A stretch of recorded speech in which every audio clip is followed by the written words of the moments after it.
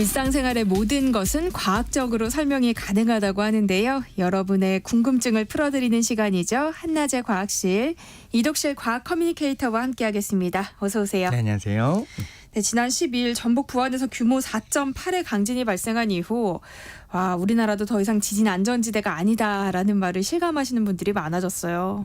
맞습니다. 그때 지진을 다시 한번 좀 말씀을 드리면요. 지난 6월 12일 오전 8시 27분경입니다. 전북 부안군 남남서쪽 4km 지역이고 행하면 진동리입니다. 여기서 규모 4.8의 지진이 발생을 한 거죠. 지진이 발생한 실제 그 깊이는 8km 지점에서 발생을 했고요. 아마 문자 받은 것을 기억하시는 분들이 좀 있을 그럼요. 겁니다. 오전이기 때문에 2초 만에 지진이 발생하고 2초 만에 부안 관측소에서 바로 최초 관측을 하고요. 지진 속보가 이제 발생이 된 게 최초 관측한 후 9초 후입니다. 대단한 겁니다. 10초도 안 돼서 바로 전국에 긴급 재난 문자 방송으로 발표가 됐고 네. 사실 첫 문자로는 규모가 4.7로 추정된다라고 도착을 했고요. 그 후속 문자 4.8로 정정이 되게 된 건데 이건 실수가 아니고 원래 이렇게 투트랙으로 가게 되어 있습니다. 네. 왜냐하면 지진을 분석할 때 잘 분석해서 완벽하게 해서 한 10분 뒤에 보내준다 아무 의미가 없거든요. 그래서 일단 제일 먼저 불확실성이 있기 때문에 상황을 신속하게 먼저 신속 정보를 발송을 하고요. 그 후에 상세 정보를 정확하게 다시 한번 추가로 발송하게 되어 있는 건데 진도가요. 이번 지진이 전북에서는 진도 5까지 기록을 하고 전남 4, 또 경남, 경북, 광주, 대전, 세종, 인천, 충남, 충북 이런 곳에서 다 진도 3까지 기록을 했습니다. 네. 이제 진도와 규모에 대한 이야기가 나오겠습니다만 이번 지진이 지난 경주 포항 지진 우리가 워낙에 많이 각인돼서 알고 있지 않습니까? 그 이후에 바다가 아닌 육지에서 일어난 규모에서 가장 큰 규모의 지진이었어요. 이번 지진이요. 그리고 깊이가 8km였기 때문에 아주 깊은 곳은 아니었거든요. 네. 그래서 더 진도가 크게 느껴지고 피해가 꽤 컸던 걸로 보입니다. 우리가 지진 얘기할 때요, 뭐 규모가 어떻고 진원이 어떻고 뭐 진도가 어떻다 뭐 이렇게 설명을 하잖아요.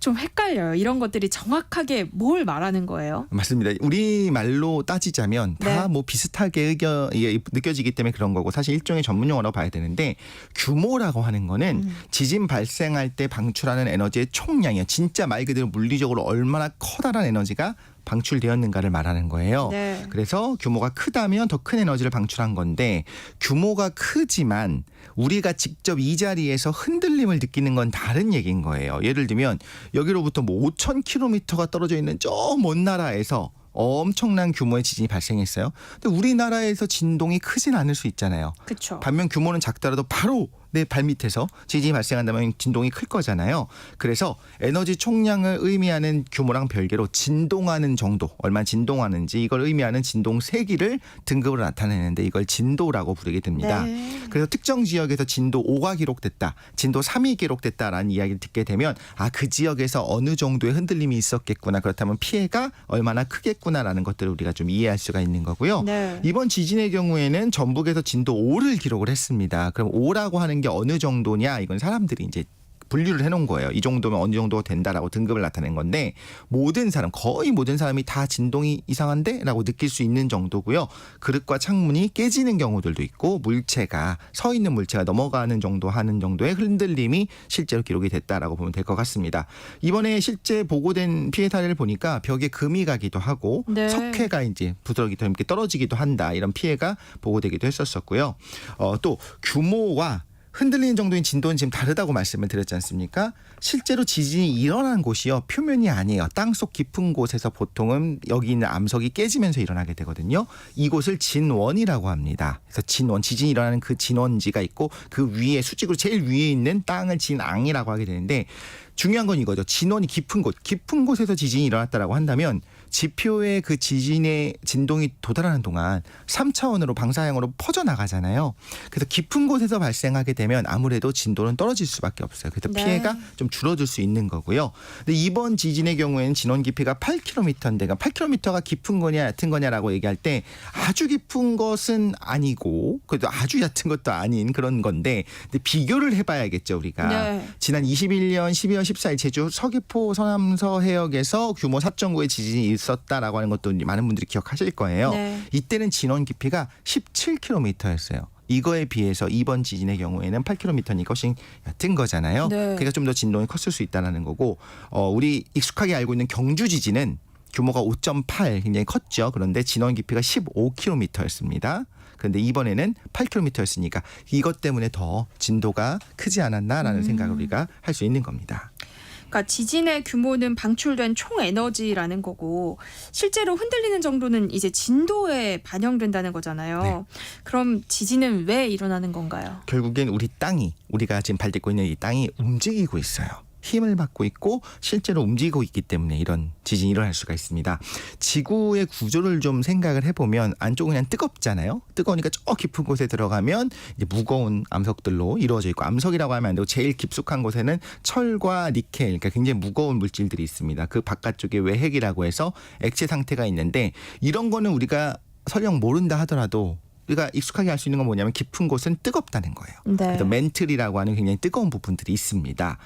여기 그 바깥쪽에 우리가 발 딛고 서 있는 이 딱딱한 암석 부분을 우리가 지각판이라고 불러요. 지각이라고 부르게 되는데 이 딱딱한 암석층이 지각판인데 이 판이요.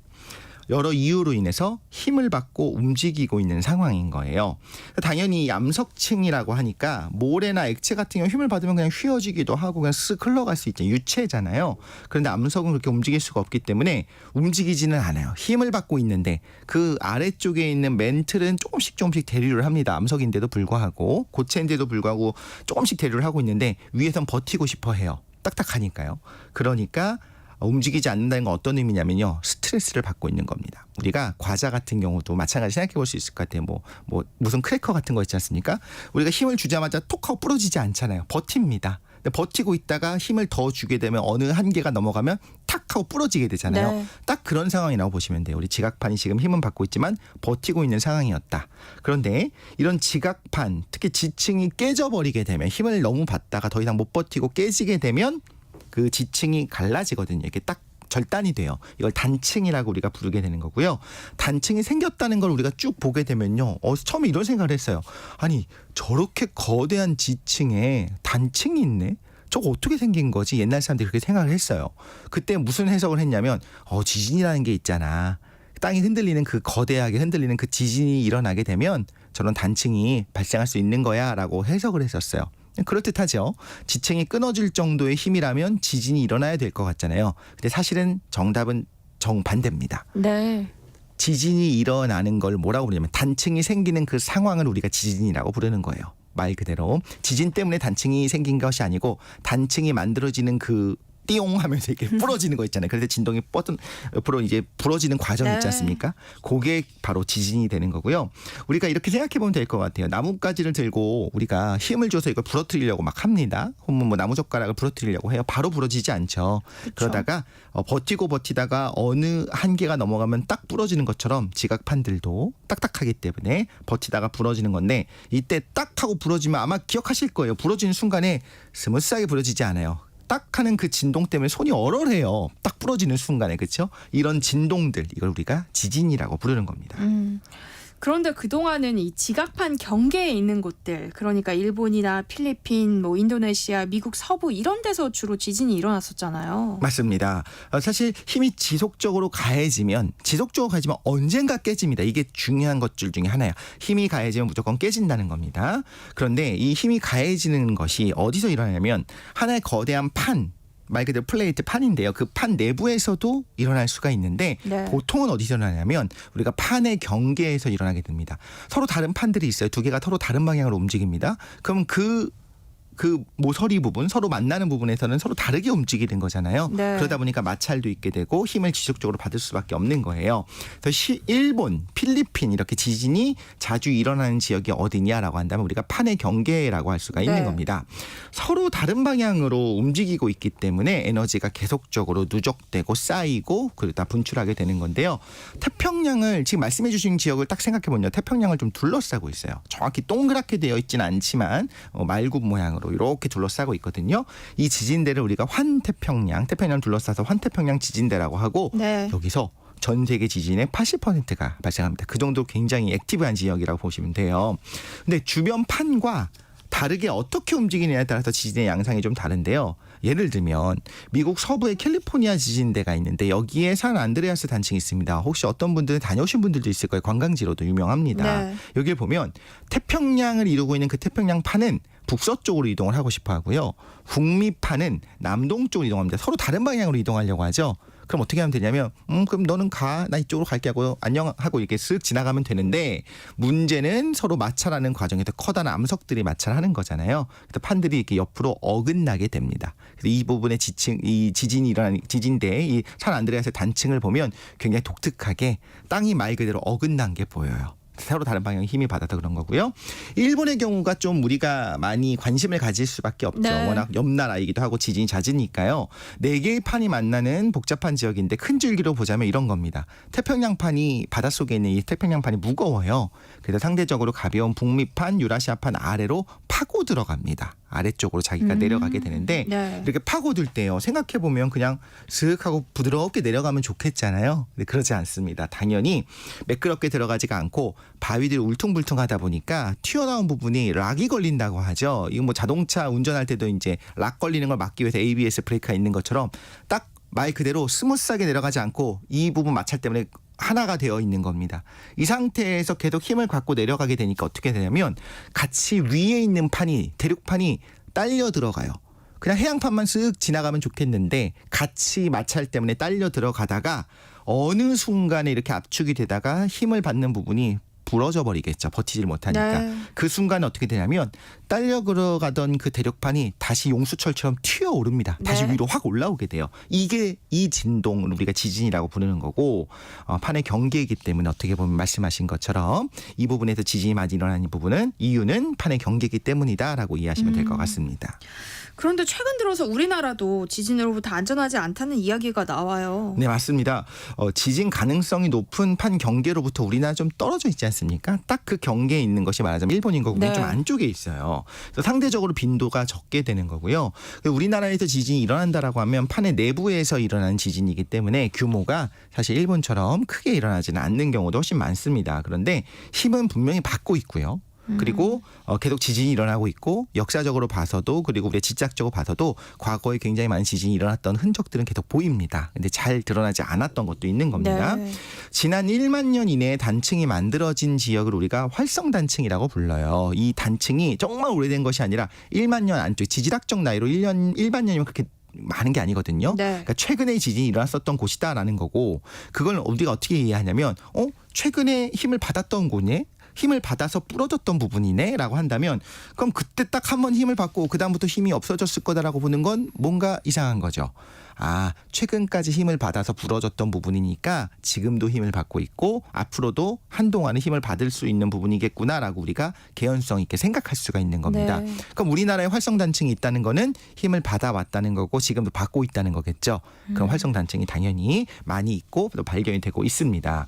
근데 이런 생각을 하실 수 있어요. 일본이랑 비교하면 좀 안전하지 않을까. 빈도도 네. 많이 적다. 이거 맞는 게 일본에서 만난 분들이랑 이제 인터뷰를 하는데 제가 지진을 몇 번 했냐, 겪어봤냐라고 뜬금없는 질문한 거예요. 그래서 제가 그 포항 지진, 경주 지진 그때 나는 느꼈다. 너무 그 상황이 두렵기도 하고 어떻게 보면 생소했다 얘기하니까 그게 놀라요. 왜 놀라냐면 평생에 기억했던 지진이 두세 번밖에 안 된다는 게 놀라운 거예요. 네. 일본 사람들 입장에서는 1년에도 여러 번씩 그런 진동들이 느껴지는 거죠. 이게 무슨 의미냐?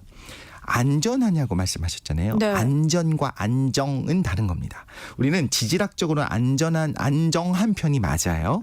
근데 우리나라의 어떤 시스템을 봤을 때 그리고 국민 정서와 이 모두 훈련들을 봤을 때 안전하냐라고는 별개의 문제인 거예요. 자, 지진이 잦다고 생각을 해볼게요. 이게 좋다는 건 아닙니다만 일단 워낙 지진이 잦으면 대비를 하고요. 교육을 받고요. 훈련을 하고요. 재난문자 발송 시스템도 잘 돼 있습니다. 일본은 세계 최고예요. 근데 우리나라는 놀랍게도 이렇게 지진의 빈도가 적음에도 불구하고 우리나라도 세계 최고입니다. 이제 벤치마킹을 하고 굉장히 잘 꾸며놨습니다. 네.